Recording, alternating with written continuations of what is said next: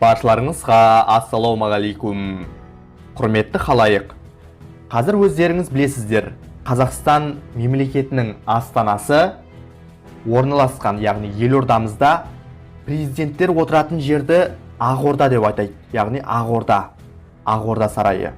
Ол Өзбекстанда мысалы Көксарай, немесе кезінде Әмір Темір билік еткен сол сарай. Ал не үшін қазақтар Ақорда деп атады? Осы президенттер, басшылар, мемлекеттің басшысы отыратын жерді не үшін Ақорда деп атады? Міне, осы туралы сіздерге тарих айтатын боламыз. Алдымен видеоны осы жерден тоқтата тұрыңыз, біздің каналға тіркеліңіз, қолдау білдіріңіз. Сонымен, Ақорда сөзі бұл қайдан шықты? Және бұл мемлекеттің негізі қалай қаланды? Осыған келейік. Ақорда мемлекеті, өздеріңіз тарихтан білетіндей, Алтын Орда мемлекеті туралы көп айтылады. Яғни, Алтын Орда бір кездері империя дәрежесіндегі мемлекет болған, яғни империя деп айтуға болады. Себебі, оның құрамында тек бір ғана халық емес, бірнеше ондаған халықты өз қол астына біріктірді және оның жалғыз билеушісі болды, яғни Алтын Орданың. Алтын Орданың қол астында өздеріңізге белгілі бүгінгі Қазақстан территориясы, Өзбекстанның солтүстік жерлері және Ресей мемлекеті, немесе Мәскеу князьдіктері, сонымен бірге анау солтүстіктегі Новгород жері және Шығыс Европа мемлекеттерінің қаншамасы осы Алтын Орданың құрамында болды. Міне, осы кезде Ақорда дейтін ұлыс болды. Ақорда ол бүгінгі Қазақстанның территориясын қамтып жатты. Яғни, географиялық карта түрінде айтатын болсақ, батыста Жайық өзенінен бастап, шығыста Ертіс өзеніне дейінгі аумақта және солтүстікте Сібір жерінен бастап, оңтүстіктегі Сырдарияға дейінгі аумақты қамтыған, яғни шамамен айтқанда бүгінгі біздің Қазақстанның территориясын алып жатқан үлкен ұлыс болған. Ақорда деп аталды ол. Алтын Орда бөлек, Ақорда бөлек. Міне, осы екеуін екі түрлі мемлекет етіп қарастыруымыз керек. Себебі Ақорда алғашында Алтын Орда, яғни Батухан негізін қалаған Алтын Ордаға тәуелді ұлыс ретінде құрылды, кейіннен өз тәуелсіздігін алып жеке мемлекет болды. Міне, осыған келейік. Тарихқа қарайтын болсақ, Шыңғыс ханның әскери жорықтарының нәтижесінде оның 4 ұлы, яғни бәйбішеден тараған 4 ұлы, осыған жеке-жеке мемлекеттер бағынышты болды, яғни Жошы ұлысы, Шағатай ұлысы, Үгедей және Төле ұлысы. Сонда Ақорданың негізі Жошы ұлысынан бастау алады деп айтуға болады. Себебі Жошы дүниеден өткеннен кейін оның ұлысына басшылыққа үлкен ұлы Орда Ежен отыру керек еді, бірақ Орда Ежен өз еркімен тақтан бас тартты да оның орнына Бату, яғни Сайын хан деп айтуға болады. Дана билеуші деп көбінесе тарихта айтылады. Осы Бату хан негізін қалаған Алтын Орда мемлекеті құрылды және Ақ Орда ұлысын осы Орда Ежен, яғни Бату ханның ағасы басқарды. Ол алғашында әрине Алтын Орда мемлекетіне тәуелді болды. Кейіннен Орда Еженнің ұрпақтары Ақ Орда мемлекетін Алтын Ордадан тәуелсіз мемлекетке айналдырды.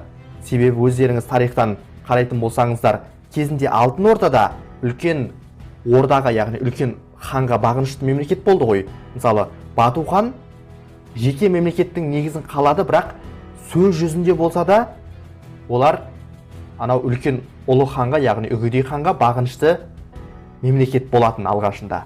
Бірақ кейіннен Бату ханның ұрпақтары және оның ізбасарлары, мысалы Берке ханның кезінде деп айтады, көбінесе тәуелсіз мемлекет болуға ұмтыла бастады Алтын Орда. Міне, сол сияқты Ақорда да кейіннен уақыт өткеннен кейін Орда Еженнің кейінгі ұрпақтары, мысалы Ерден хан, Мүбәрак Қожа хан, Шымтай хан, Ұрыс хандардың кезінде Ақорда мемлекеті күшейіп, Алтын Ордадағы саяси тұрақсыздықтың әсерінен жеке ұлыс ретінде немесе жеке мемлекет ретінде бөлініп шықты.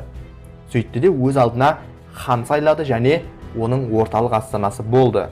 Бұл әртүрлі тарихи дәуірлерде әртүрлі саяси жағдайға байланысты құбылмалы болып отырды және астанасы да өзгеріп отырды. Сонымен Ақорда мемлекетінің алғашқы билеушісі бұл Орда Ежен, яғни бұл Жошы ханның ұлы болатын.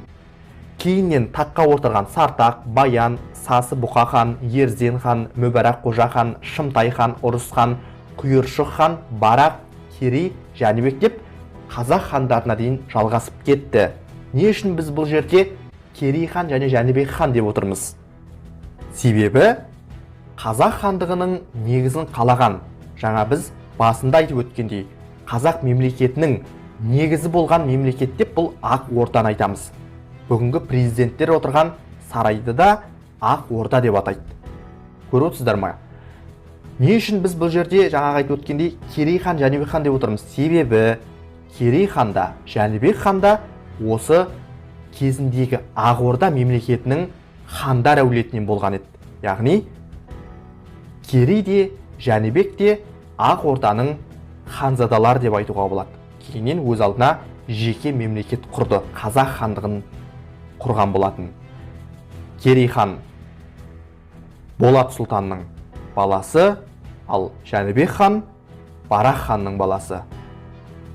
Сонымен Ақ Орда мемлекеті алғашында Орда еженің кезінде ұлыс болды. Кейіннен Ақ Орда күшейе бастады. Себебі Алтын Орданың өз ішінде таққа талас басталып кеткен болатын. Өздеріңіз білесіздер, Алтын Орданың ішіндегі саяси өзгерістер көп жүрген соншалық, бір жылдың ішінде 5-6 хан таққа келген болатын. Яғни осындай саяси жағдайлардың нәтижесінде Ақ Орда өз алдына хан сайлап, өз алдына мемлекет болуға ұмтыла бастады. Себебі Сарайшық қаласында немесе Сарай қаласында, немесе үлкен тарихпен айтатын болсақ, Сарай Бату, Сарай Берке қаласындағы таққа таластардың нәтижесінде тек Ақ Орда ғана емес, Астрахан, Қазан жері, Қырым хандығы, сонымен қатар Мәскеу князьдері тәуелсіздік алуға ұмтылды. Ал Ақ Орда 1361 жылы өзінің билеушісі болған Ұрыс ханның кезінде айтарлықтай күшейген болатын.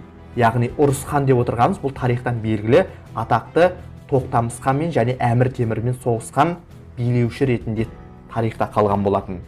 Осы Ұрыс ханның кезінде Ақ Орда мемлекеті өзінің саяси болсын, экономикалық болсын тәуелсіздік алуына ұмтылды.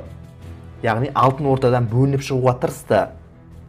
Міне, осы мақсатта 1374-75 жылдардың аралығында Еділ бойымен жорыққа шыққан Ұрыс хан Сарай қаласын, яғни бір кездері Алтын Орданың астанасы болған Сарай қаласын басып алады. Және Астрахан қаласын немесе Қажы-Тархан қаласын қоршауға алады. Және оның Еділ өзенінің солтүстігінде жатқан бұлғарлар жерін бағындырады.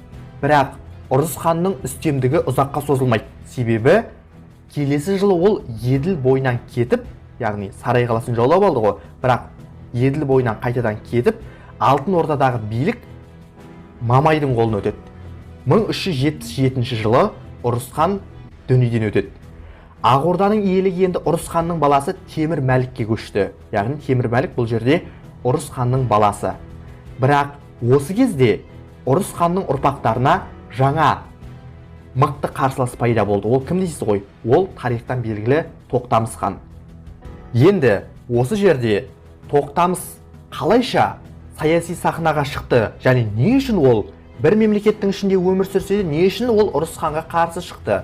Себебі бұл жерде айтып отқан Ұрыс хан болсын, Тоқтамыс болсын, оның әкесі Түйғожа болсын, яғни Тоқтамыстың әкесі Түйғожа, барлығы да бір мемлекетте өмір сүрген. Не үшін олар бір-бірімен соғысты? Кейіннен не себепті Тоқтамыс Әмір Темірге қашып барып одан көмек сұрады? Міне осыған келейік, және шамал тарихты айтайық осы жердегі. Тоқтамыс деп отырғанымыз, жаңа біз айтып өткендей, бұл Түйғожа дейтін оғланның баласы. Ал Түйғожа дегеніміз бұл Маңғыстау жерін билеген билеуші болған. Яғни Маңғыстау аймағының билеушісі. Бірақ айналып келгенде Маңғыстау аймағының билеушісі барлығы да Ақ Орда мемлекетінің құрамында, яғни Ақ Орда ханына бағынышты. Яғни Ақ Орданың ханы бұл жерде Ұрыс хан. Бірақ не үшін олардың арасында осындай соғыс басталды? Себебі осы Тоқтамыстың әкесі Түйғожа, жаңағы біз айтып өткен Алтын Ордаға жорығы бар ғой, Ұрыс ханның. Сөйтіп Алтын Орданың астанасы Сарай қаласын басып алады, кейіннен Алтын Орданың тағына отырады, бірақ қайтадан Еділ өзенінен кетуге мәжбүр болады. яғни Мамайдың келуімен. Міне, осы жорыққа Түйқожа қатысудан бас тартады, яғни Ұрыс ханға қолдау білдіруден бас тартады. Осының нәтижесінде оны жазалап, осыдан кейін Тоқтамыс хан қашып шығып, өз әкесінің, яғни Маңғыстау аймағынан қашып шығып, Әмір Темірді барып паналайды. Әмір Темір оған көп көмектеседі, оған қаншама әскер береді, және қайтадан Ақ Орданы жаулап алуға көмектескен болатын. Енді бұны қазір алдағы уақытта айтатын боламыз. Себебі біз бұл жерде алдағы тарихты түсінікті болу үшін Тоқтамыстың не себепті мұндай қадамдарға барғанын түсіну үшін айтқан болатынбыз. Сонымен Ақ Орданың билігіне Ұрыс ханның ұрпақтары келді. Жаңағыдай біз айтып өткендей Темір Мәлік келді. Бірақ осы кезде Темір Мәліктің әскерін Тоқтамыс хан, яғни Әмір Темірден көмек алған Тоқтамыс хан талқандайды. Ал 1379 жылы Ақ Орда ханы етіп жариялайды, яғни Тоқтамыс өзін 1379 жылы Ақ Орданың билеушісі деп жариялайды. Бірақ 1380 жылы Сарайды, Қажытарханды, Қырымды және Мамай ордасын басып алады. Тоқтамыстың бұл табысы орыс жеріне басып кірген Алтын Орданың ханы Мамайдың 1380 жылы Куликова дейтін далада болған орыс әскерлерінен жеңілу себебінен мүмкін болды. Тоқтамыс онымен тоқтаған жоқ, яғни Мамайдың сол кездегі жеңілістен кейін Тоқтамыс хан Мәскеу қаласын тікелей барып өртеп жіберген болатын. Ол тарихтан белгілі. Сонымен Алтын Ордадағы билік енді Ақ Орданың ішіне де таралып кетті, яғни әмірлер бір-бірімен қырқысты бастады. Сөйтті де бір билеушіден кейін бір билеуші таққа келе берді, және елде осындай, былай бір сөзбен айтқанда, саяси тоқырау басталды. Бірақ саяси тоқыраудан кейін қайтадан өрлеу келген болатын. 1423-24 жылдары Ұрыс ханның немересі, яғни біз айтып өткен бағанағы Ақ Орда мемлекетінің күшейген тұсындағы билік еткен Ұрыс ханның немересі Барақ хан өзінің айналасындағы сондай әмірлерді жеңіп билікке келді, және Ақ Орданы жеке өз алдына хандық қылып, оның билігін өз қолына алды. Ақ Орданың басты қаласы Сығанақ, Сырдың орта ағысындағы аудандар Темір әулетінің, яғни кезінде Тоқтамысқа көмектескен Әмір Темір бар ғой, міне соның қоластына өтіп кеткен болатын. Өздеріңіз білетіндей тарихтан Әмір Темір Тоқтамысты бірнеше рет талқандағаннан кейін Тоқтамыс хан бүкіл иеліктерінен айырылған болатын. Содан кейін мына сыр бойындағы кезінде Ақ Орданың қоластында болған қалалар енді қайтадан Әмір Темірдің қоластына өтіп кетті. Оның ішінде кезіндегі Ақ Орданың астанасы болған Сығанақ қаласы да бар болатын.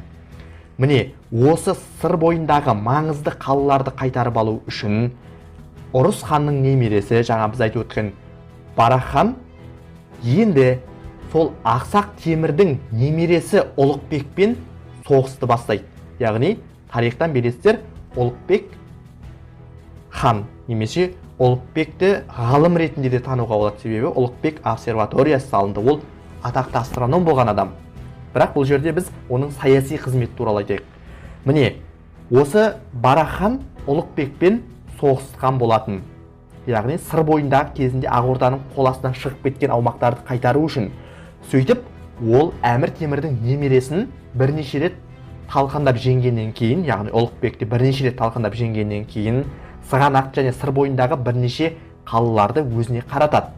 Бірақ Шығыс Дешті Қыпшақта осы кезде әмірлердің арасындағы таққа талас және осы кездегі саяси құбылмалықтан кейін Барақ ханға қастандық жасалады, яғни Ноғай әмірлері, Ноғай мырзалары осы Барақ ханның билік ету жүйесіне бағынғысы келмеді, және өз алдына жеке ұлыс болып қалғысы келді, яғни Ноғайлар. Осы арқылы Барақ ханға қаншама рет қастандық жасалады да, Барақ хан дүниеден өткеннен кейін Ақ Орданың елеулі бөлігі қайтадан сол баяғы бытыраңқыл қалыпқа келген болатын. Сөйтіп Ақ Орда бір сөзбен айтқанда атақты Жошы ханнан кейінгі хандардың билік етуінен кейін мемлекет ретінде өзінің өмір сүруін тоқтатқан болатын. Бірақ оның ұрпақтары жаңа мемлекеттің негізін қалады. Себебі Барақ хан, яғни Барақ хан дүниеден өткеннен кейін оның ұлдары әке ісін одан әрі жалғастырды. Ол тәуелсіз мемлекеттің жаңа мемлекеттің құруына жол ашқан болатын. Ол Керей хан мен Жәнібек хан болатын. Енді Барақ ханның ұрпақтары кейіннен жеке мемлекеттің негізін қалап, ол тарихқа Қазақ хандығы деген атпен келді, және оның алғашқы ханы Керей хан, одан кейін Жәнібек хан, солай Қазақ хандығы жаңа белеске көтерілген болатын, яғни жаңа мемлекет құрылды. Бұл Ақ Орданың жалғасы болатын. Сонымен құрметті халайық, жаңағы біз айтып өткен алдында президенттер отырған, яғни мемлекеттің басшылары отырған сарай Ақ Орда деп аталды. Ал өздеріңізге білетін Өзбекстан мемлекетінің сондай резиденциясы деп айтуға болады, яғни резиденциясы деп айтайықшы, президенттер отыратын жер. Бұл Көк сарай деп аталды. Көк сарай бұл Әмір Темірдің кезінде отырған сарайы. Осман сұлтандығында қандай? Осман сұлтандығында бұл кезінде Осман сұлтандары Стамбулда отырғанда билік құрған, бұл Топкапы дейтін сарай. Америкада Ақ үй. Мысалы Германияда Рейхстаг. Мәскеуде өздеріңіз білетіндей Кремль, сол сияқты солай әр мемлекеттің өзінің президенттері, басшылары, билеушілері отыратын осындай сарайлар бар. Соның ішінде біз сіздерге бүгінгі қазақ мемлекетінің билеушілері отырған Ақ Орда туралы тарихты айттық. Және сізге бұл видео ұнаса, оны таныстарыңызға таратып жіберіңіз, және біздің каналға тіркеліп, оған қолдау білдіріңіз.